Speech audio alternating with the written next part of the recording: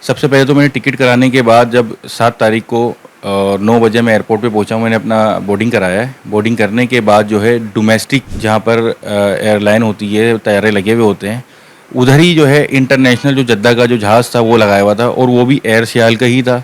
इसके बाद दोनों की टाइमिंग भी 10 बजे की थी। मसला ये है कि मैं डोमेस्टिक वाले कॉरिडोर से निकला और जद्दा वाले जो है वो इंटरनेशनल कॉरिडोर को क्रॉस करके डोमेस्टिक के अंदर इन हो रहे थे। मैं गया, मैंने और एयर होस्टिस को जो है अपना ये दिखाया, बोर्डिंग पास दिखाया। उन्होंने मुझे सीट कंफर्म करी कि 19F आपकी सीट है, आप यहाँ पर बैठ जाएं। अब जहाज़ जो है परवास करने लगा, टेक ऑफ हुआ। इसके बाद 1 घंटा 45 मिनट और 2 घंटे के दरमियान के अंदर जो है मैंने कहा कि इतना टाइम में तो लैंडिंग हो जाती है कराची, अभी तक नहीं हुई। मैंने एयर होस्टिस से पूछा तो उन्होंने कहा कि ये तो आप गलत जहाज़ में बैठ गए। उन्होंने ये बात बोली तो मैंने ये कहा कि आज तो सऊदीया जाऊंगा और मैं अरेस्ट हो जाऊंगा, 10-15 साल की तो मुझे सज़ा हो जाएगी। एयर होस्टिस ने भी बताया कि एक और पैसेंजर आया था यहाँ पर, उसको हमने वापसी कर दिया। 19F सीट किसी दूसरे बंदे की भी हो सकती है, तो वो बंदा क्यों नहीं आया?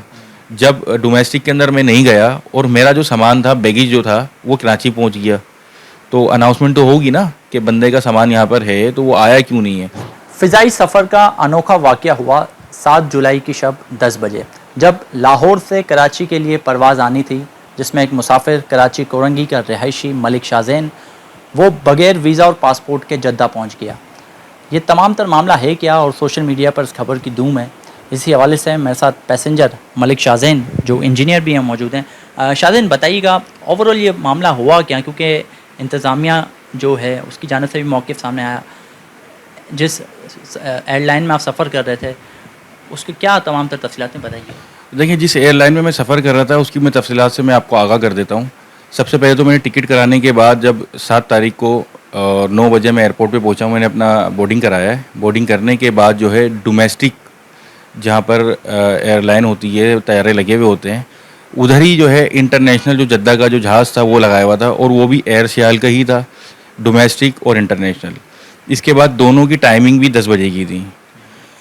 अब मसला ये है कि मैं डोमेस्टिक वाले कॉरिडोर से निकला और जद्दा वाले जो है वो इंटरनेशनल कॉरिडोर को क्रॉस करके डोमेस्टिक के अंदर इन हो रहे थे।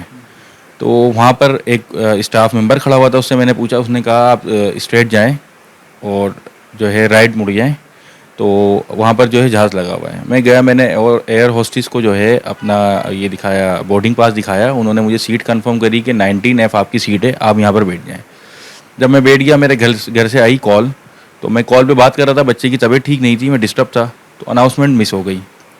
अब जहाज़ जो है परवास करने लगा, टेक ऑफ हुआ। इसके बाद सर्व किया इन्होंने जो डिनर या रिफ़्रेशमेंट, वो मैंने सर्व किया, मैंने भी। इसके बाद 1 घंटा 45 मिनट और 2 घंटे के दरमियान के अंदर जो है मैंने कहा कि इतना टाइम में तो लैंडिंग हो जाती है कराची, अभी तक नहीं हुई। मैंने एयर होस्टेस से पूछा तो उन्होंने कहा कि ये तो आप गलत जहाज़ में बैठ गए। जब उन्होंने ये बात बोली तो मैंने ये कहा कि आज तो सऊदीया जाऊंगा और मैं अरेस्ट हो जाऊंगा, 10-15 साल की तो मुझे सज़ा हो जाएगी। जद्दा में जो है वहाँ पर जो है लैंडिंग हुई। लैंडिंग होने के बाद अमला आया, उन्होंने कहा कि आप बाहर चले जाएं और जो सऊदी के जो लोग होते हैं, जो इमिग्रेशन वगैरह के, वहाँ पर आप जाके इनको कंप्लेन करें और उनको बताएं। तो मैंने बोला मैं जहाज़ से नहीं उतरूँगा। तो फिर कैप्टन ने भी यही कहा, जो वो बड़े अच्छे आदमी थे, कैप्टन आमिर साहब, उन्होंने मुझे सपोर्ट किया। फिर कस्टम वाले आए, उन्होंने जहाज़ को क्लियरेंस करनी होती है आखिर में, वो देखा तो मैं पैसेंजर बैठा हुआ था। उन्होंने फिर पुलिस को फ़ोन किया, पुलिस आई और मुझे अपनी तहवील में ले लिया और लेके गए। फिर मेरी जो है वो चेक किया, मुझे सारी चीज़ें मेरी चेक करी, NIC वगैरह, और मैंने उनको बताया कि मैं पाकिस्तान इंजीनियरिंग काउंसिल से रजिस्टर्ड हूँ और मैं इलेक्ट्रिकल इंजीनियर हूँ। फिर मैंने उनको अपनी ट्रैवलिंग हिस्ट्री दिखाई तो उन्होंने मुझे छोड़ के दोबारा जहाज़ में बिठा दिया। फिर मुझे जद्दा से लाहौर के लिए जो है वो दिया गया, बोर्डिंग पास दिया गया। मैं लाहौर पहुंचा हूं। लाहौर पहुंचते ही एयर सियाल का अमला मुझे लेने आया। उन्होंने कहा कि अगर आप FIA वालों को ज़्यादा बताएंगे तो आपके साथ प्रॉब्लम हो जाएगी। मैंने ठीक है। जब मैं FIA वाले के पास गया, मैंने उनको पूरी तफसील बता दी, अपना NIC, अपना PEC कार्ड और जो जॉब की डिस्क्रिप्शन थी, वो सारी चीज़ें मैंने उनको बताई। उन्होंने कहा कि आपकी गलती नहीं है, अमले की गलती है, और उन्होंने तंबी भी करा उसको कि आप अपने अमले के साथ क्या करेंगे। तो उन्होंने कहा हम उनको पनिशमेंट देंगे। फिर उन्होंने कहा कि आप इन भाई को लाहौर से कराची का टिकट दें ताकि अपने घर पे जाएं। उन्होंने एग्री किया। बाहर जब मैं एग्ज़िट हो गया, इसके बाद उन्होंने ऐसा करा कि इग्नोर किया कि मतलब मैं कौन हूँ। इसके बाद कहने लगे कि सेल पॉइंट बना हुआ, आप जाके यहाँ से टिकट परचेज़ कर लें। मैंने फिर अपने कराची के अंदर रब्ता किया, ऑफिस के कुलीग को कहा, उसने ऑनलाइन टिकट परचेज़ करके मुझे उसका वो भेजा, व्हाट्सअप भेजा, उसकी सॉफ्ट कॉपी। फिर मैंने प्रिंट निकाला वहाँ से। अब मैं जब एयरपोर्ट के अंदर इंटर हुआ हूँ दोबारा 2:40 या 45 मिनट पे दोपहर में, और 3:45 के ऊपर जो है जहाज़ ने जो है वो टेक ऑफ करना था। तो मुझे मज़ीद दुश्वारी ये हुई कि मैं वहाँ पर गया तो मैंने उनको अपना टिकट दिखाया, कह रहे हैं आप अभी वेट करें, आपका तो अपडेट ही नहीं हुआ टिकट। तो शाहज़ैन ये बताएं कि जैसे कि आप बता रहे हैं कि डोमेस्टिक और इंटरनेशनल फ़्लाइट्स हैं वो दोनों रवानगी होनी थी लाहौर से, तो ये इंसिडेंट सिर्फ आपके साथ ही हुआ है, ज़ाहिर है बाकी भी पैसेंजर्स थे, तो इसकी क्या वजूहत हैं? यानी कि वहाँ गाइडलाइन फराहम करने वाला कोई नहीं था?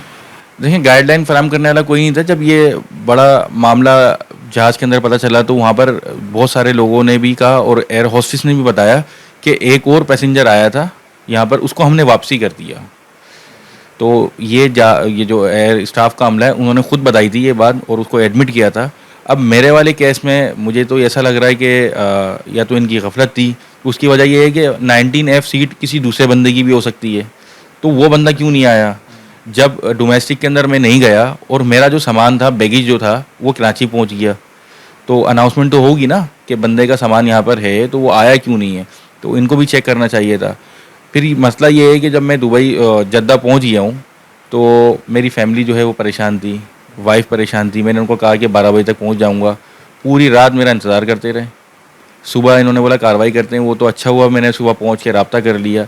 कोई दूसरा बंदा होता तो उसके साथ क्या होता? ये तो हम ट्रैवलिंग करते रहते हैं, तो अल्लाह ताला ने हमें जो है कुछ चीज़ें हैं स्मार्टनेस के तरीके से, तो ये सारी चीज़ें। ठीक है, ज़ाहिर है वक्त का ज़िया भी हुआ और फिर जैसा कि आपने बताया कि आपको खदशा था कि अगर जद्दा पहुंच जाते हैं और फिर हिरासत में अगर ले लिया जाता है तो फिर कितने दिन तक रखते हैं नहीं पता था, लेकिन खुशकिस्मती है कि आप बाहिफाजत और फजल करम से अल्लाह पाक के आप यहाँ पहुँच गए। ओवरऑल आप क्या समझते हैं कि एयरलाइन ज़िम्मेदार है, एयरपोर्ट का कितना इसमें रिस्पॉन्सिबिलिटी बनती थी? देखिए, डोमेस्टिक के अंदर तो सिर्फ एक दफ़ा चेकिंग होती है, फिर दूसरी दफ़ा चेकिंग करने के बाद जो है वो प्रोसेस कंप्लीट हो जाता है।